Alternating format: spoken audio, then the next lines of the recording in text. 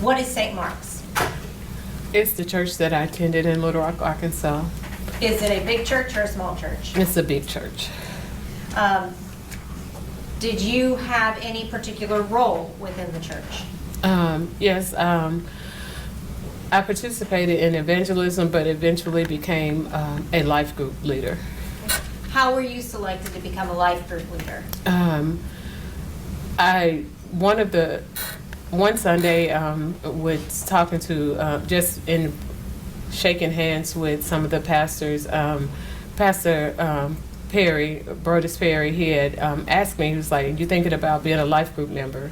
And at that time, I was like, "I'll consider it." And then eventually I did go ahead and sign up to become a life group leader. And this was prior to you reaching out for that spiritual counseling, right? Correct. How many members go to St. Mark's? At the time, approximately 6,000. How many people were selected to be life group leaders? In our first set of leadership training, it may have been approximately 60 to 80 of us. Okay. And were you then subdivided into groups? Yes, we were divided into cohorts. How many people were in each cohort? About 8 to 10. How many people were in your cohort? It was about 8 of us. Who was the supervisor, the supervising pastor for your cohort?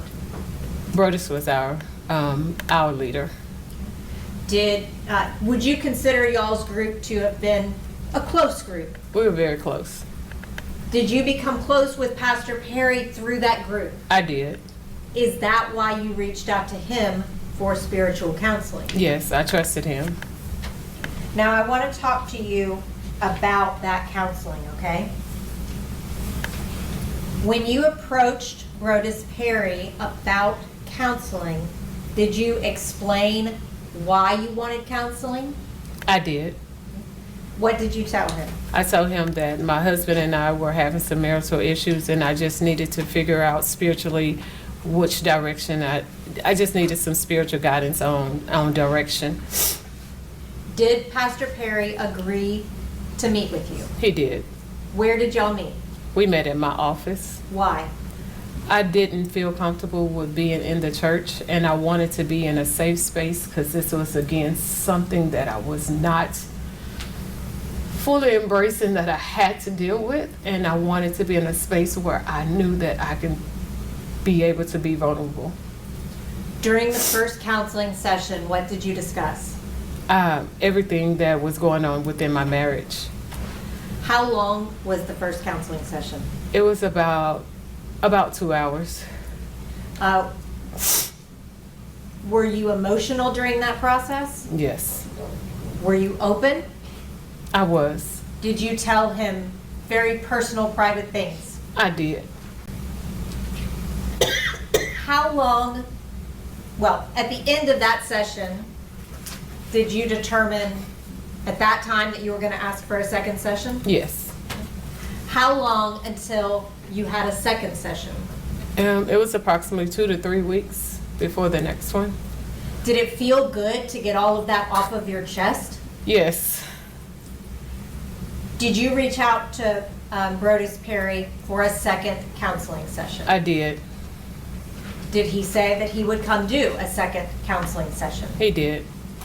When you had your second counseling session, did you ask him about any odd behavior from the first session? I did. What was that? In the first session, from the moment he walked through the door, he had his hands in his coat pocket, his jacket pocket, and he sat there the entire time during the session with his hands in his pocket. So I found that to be a little strange, but I didn't say anything in the first session, so I asked him during the section session, because he came in and he didn't have his hands in his pocket, and I was like, what was that with you having your hands in your pockets? And at that time he told me it was because he was trying to maintain his professionalism. Was that the first time that you had any indication that he might be interested in you? That was the first time. Did you proceed to start with the second counseling session? We did.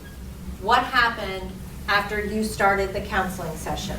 As I was talking and sharing Brodes reached over and grabbed, I had a 2-arm chair, and he pulled me toward him and began to passionately kiss me. And from there, in that session, we did have sex for the first time. Were you proud of that encounter? In hindsight, no, but at that time, he was giving me everything that I had been missing for a long time. Did you know that he was married? I did. Did you know his wife? I had, at that time, I had seen her at church, but didn't know of her. You got to know her better later? Yes. How did you feel about the fact that Brodes was married? At that time, honestly, I did not think about it. I knew that we both were married, and I was engaged in what he was giving me. Had you had any attention like that in a long time? No, I hadn't. Had In you years. had any emotional attention? Not in years. Physical attention? Not like that, no. After your counseling sessions, did you end up getting divorced? That was in February, and I did end up getting divorced in December of that year. That's when it was finalized? Yes. And did Pastor Perry encourage you to get divorced? We talked about it, and there were times whenever we would be on trips, he would make mention of, oh, we can't do that until you get a divorce, or we can't do this until you get a divorce. Now, I want to talk to you about your relationship with Brodes Perry, okay?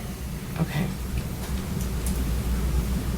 After y'all had sex, did Brodes give you any particular instructions? Yes. He immediately told me to download a app for us to be able to communicate. That app was called Confide. Tell the jury what the Confide app did. The Confide app, it's whenever you would send a message, and when you read that message, it would disappear. You couldn't screenshot it or anything like that. It would immediately disappear once you took your finger off the screen. Did Brodes teach you how to use that app? As we continued the app, it was probably maybe a week or two later, he found out that if you had, like, other people had your phone number in your phone and they had that app, then they could see you on it. So he had me to change my name on it and also change the way that I attached it to my account. So I went from having my phone number to coming up with a email address. So I made a new email address to be able to attach it that nobody else had. And he taught you what all you needed to do for that app to do that? Correct. So that it could not be traceable back to you? Correct. And he did that all very quickly? Yes. Did he have, or was it almost a rule? Was it a rule that you had to use that app to talk to him? Most definitely. That was our main form of communication. As the relationship went on, if he wanted to use a different form of communication, like an email or so I don't know what that was going to be like. I didn't even think about anything beyond that. As far as Tabatha goes, this is a person that you became friendly with, right? Correct. How did you balance that with having an affair with her husband? It was very hard. She, like, we started off, she had approached me to invite me to lunch. It came out of nowhere, and I didn't know, like, what was really going on, because by this time, Brodes had been talking about us being sister wives. And so when she asked me, I was a little confused, because I'm like, okay, has he talked to her about it? But she never said anything about our relationship. Even when we began to play tennis, it was her who initiated it. So it was uncomfortable for me, but we were friendly. And it was hard, but I still did it because I wasn't going to tell her, because I love Brodes. When Brodes told you that he wouldn't walk you outside. He said, Tab will do it. How did that make you feel? Rejected, unworthy, stupid. I was so stupid. And it hurt so bad. Were you angry or were you hurt? I was hurt. Were you thinking clearly when you pulled the trigger? No. Were you reacting to that situation? Yes. Was that a traumatic situation for you too, in retrospect? Oh, yes. I hate what happened. I'm so very sorry. I never wanted to hurt anybody. I've spent most of my life helping. I never would intentionally try to hurt anybody. Did you ever plan to kill Brodes Perry? Never. When you drove to Memphis, were you driving to Memphis to kill Brodes Perry? No. Why did you drive to Memphis? I drove because I just wanted to see him. About a 20-minute drive from my home.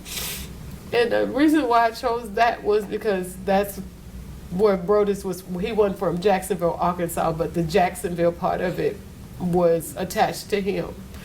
And the name of the park was Johnson Park, which was attached to my second ex-husband. And then Ray Road, my daddy's middle name was Ray, so I just associated with all the pain from the men in my life, and so that's where I was gonna go. How did you go there? I was gonna drive in my car. It's from my home, it would have been straight down 440. Is that an interstate? Yes. What happened while you were driving to Johnson Park? As I was driving, I saw the Memphis exit. And so then I was like, go talk to him, Tasha. Just go let him see you. Go see why. And that's what I did. I just drove so I can see him face to face and hope that I can get something from him besides the fact that he broke up with me with a disappearing text. And as I was driving, he did text me, and as he was telling me that he still loved me. So I was trying to just figure out what was going on. What did you do after you saw the Memphis exit? I took it and I drove to Memphis. Where did you go? I went down to where I knew he would possibly be, which was a lounge. I guess it's in the downtown Memphis area called The Pocket. At the time, I think it was a fairly new lounge that he, when he got employment at Mississippi Boulevard, one of the members there had told him about.